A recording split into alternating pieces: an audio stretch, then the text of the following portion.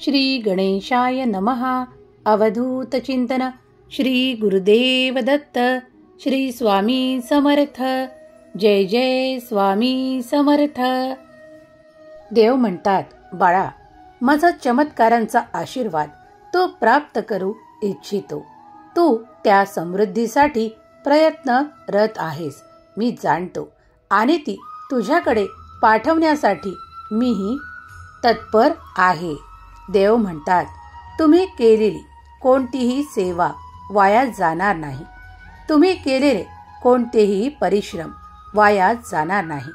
देव म्हणतात, आमच्यावर संपूर्णपणे विश्वास ठेवा, कारण आम्ही तुमच्यावर प्रेम करू इच्छितो आणि तुम्हाला ते भरभरून आशीर्वाद देण्यासाठी आलो आहोत.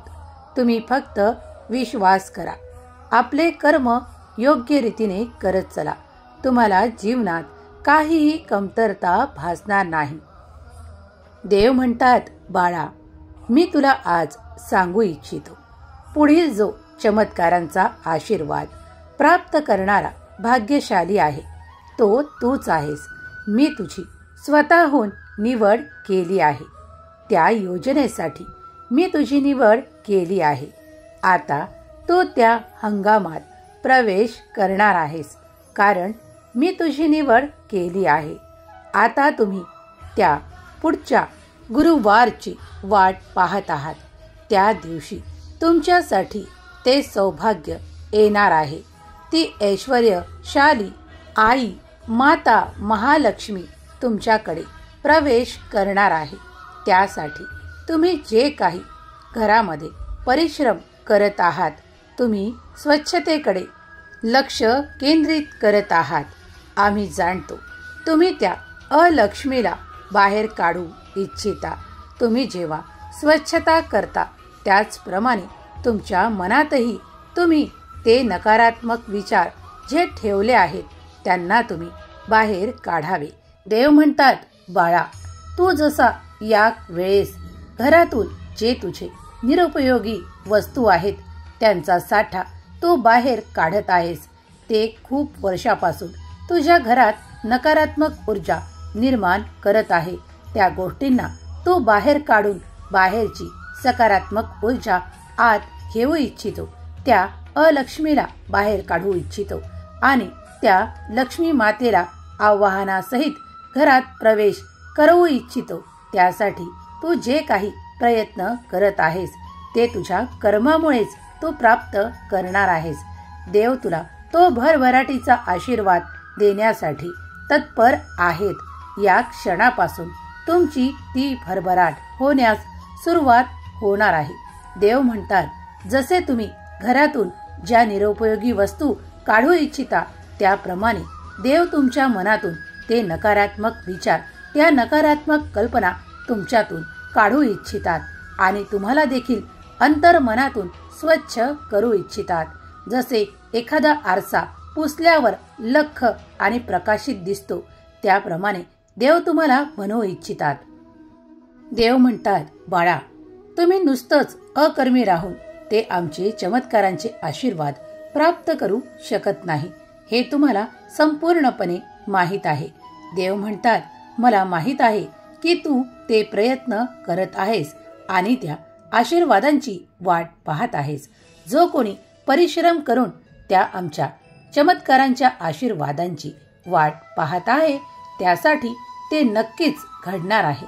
देव म्हणतात, तुझ्या मार्गात ते सर्व काही चमत्कार मी देवदूतांकडून पाठवू इच्छुक आहे, कारण तू जी श्रद्धा आणि विश्वास देवांवर ठेवला आहे त्याचे तुला फळ योग्यच प्राप्त होणार आहे.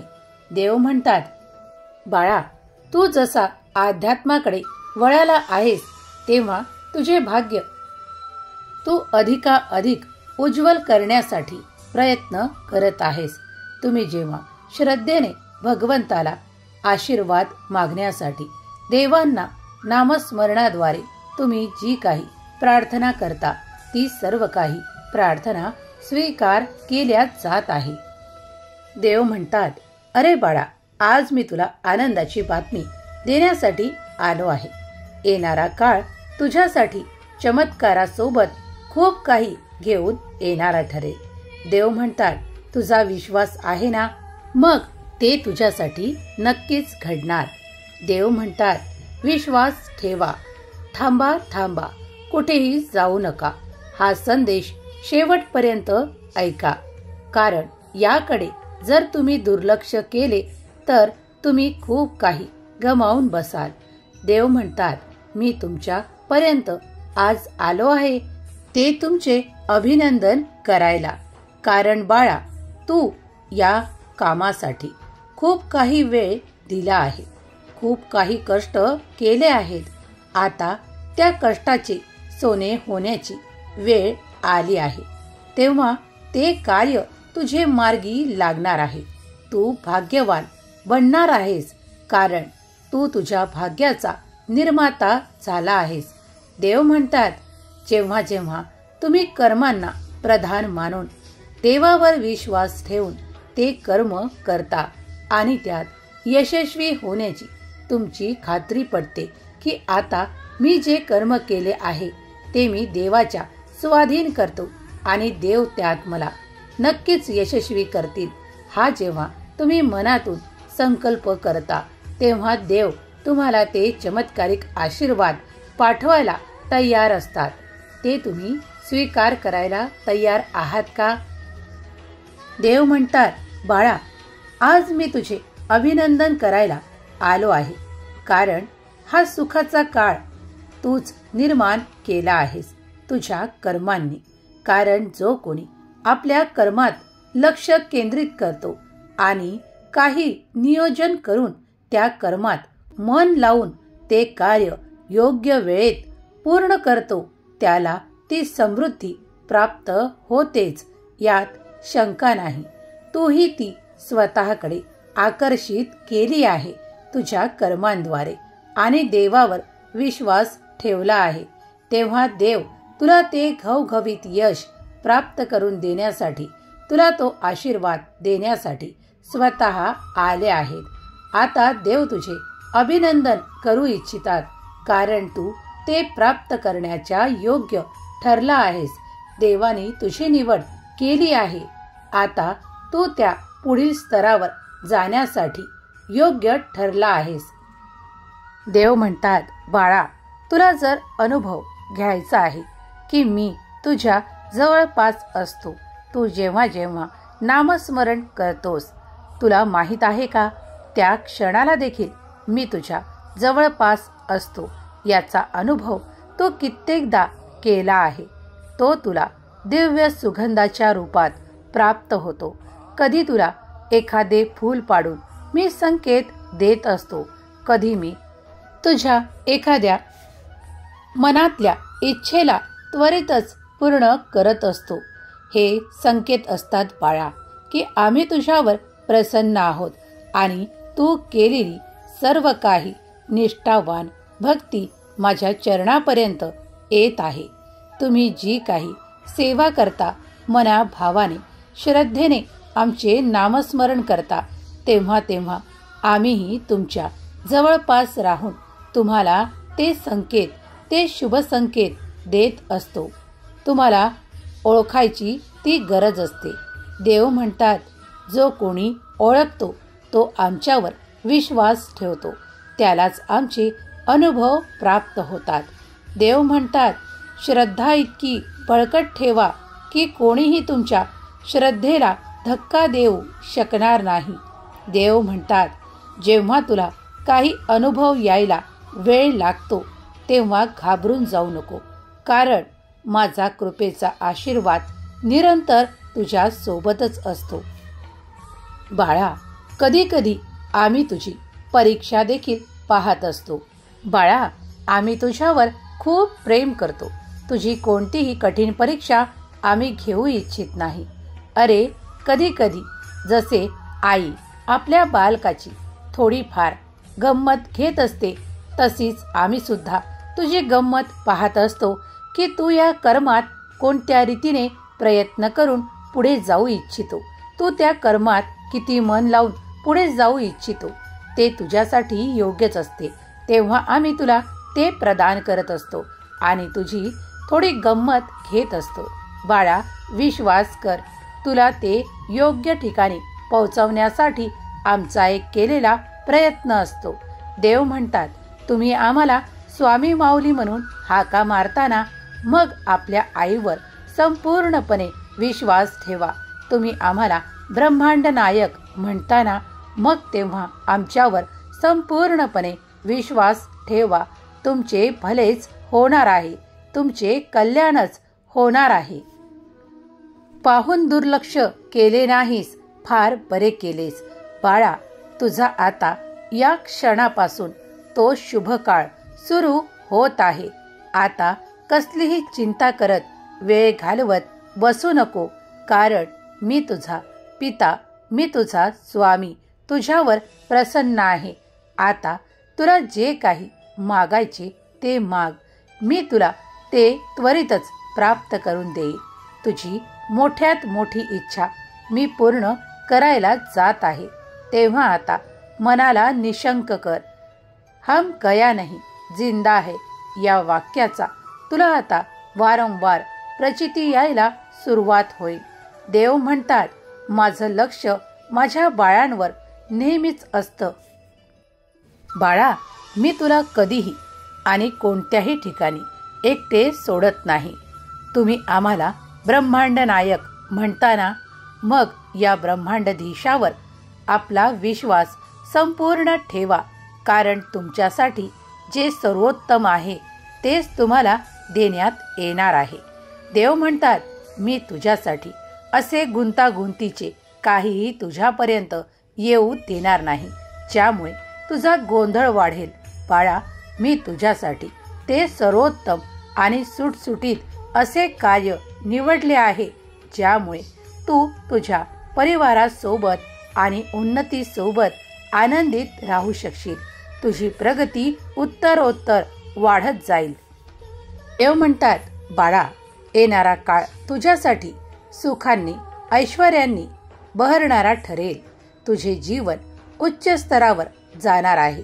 तू आजपर्यंत ज्या ज्या गोष्टींचा कल्पनेमध्ये विचार करत होता, आता ते सर्व काही घडायला लागेल. तुला ती सुख आणि संपन्नता प्राप्त होणार आहे. तुमच्याकडे ती महालक्ष्मी माता आता चिरकाल वास्तव्यास येणार आहे. आता काळजी करणे थांबवा. या क्षणाला मी तुम्हाला तो तुम्ही इच्छिलेला मोठा आशीर्वाद द्यायसाठी आलो आहे. बाळा, ही वेळ आहे निश्चिंत राहायची, आनंदी राहायची. प्रत्येक क्षणात तू मला आनंदी दिसावा, यासाठी तुला पूर्वकल्पना द्यायला हा संदेश मी तुझ्यापर्यंत देत आहे. येणारा काळ खूप आनंदाने उत्साहाने बहरलेला येत आहे. तुझे संपूर्ण कुटुंब यासाठी खूप काही प्रयत्नरत होते आणि तू देखील त्यासाठी आम्ही तुझी प्रार्थना स्वीकार केली आहे.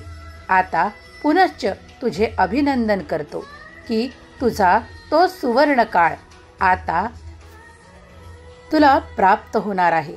तू त्या द्वारावर खूप वेळा ठोठावले आहे, ज्यातून तुझ्यासाठी ती प्रगती, ती उन्नती, ते ऐश्वर्य, ते सुखाचे दिवस यासाठी तू खूप काही प्रयत्न केले आहेस. आता देवांनी तुझ्यासाठी ते द्वार उघडले आहे. त्यात प्रवेश मिळताच तुला ते सर्व काही प्राप्त होणार आहे. म्हणून देव आधीच तुझे अभिनंदन करायला आले आहेत. आता ती प्रचुरता तुम्हाला प्राप्त होणार आहे. आता तुम्हाला कोणतीही कमतरता जाणवणार नाही. अगदी आयुष्यभर आतापर्यंत तुमच्या मागे ज्या काही कटकटी होत्या, तुमच्या मागे जे काही शत्रू होते, ते देखील आता तुमची प्रगती पाहून एक असा विश्राम घेतील की हा तर एवढा पुढे चालला आहे. देव म्हणतात, होय, तू सत्य ऐकत आहेस. आता ते सुद्धा शांत होतील आणि फक्त तुझी प्रगती पाहतील. देव म्हणतात, बाळा, आम्ही तुझ्यावर खूप प्रेम करतो आणि तुला नेहमी हसत खेळत आनंदित पाहू इच्छितो आणि तू देखील जे प्रयत्न केले आहेस ना, त्याला आता आम्ही फळाची जोड देत आहोत. ते सर्व काही कर्म फळाला येण्याची वेळ आली आहे.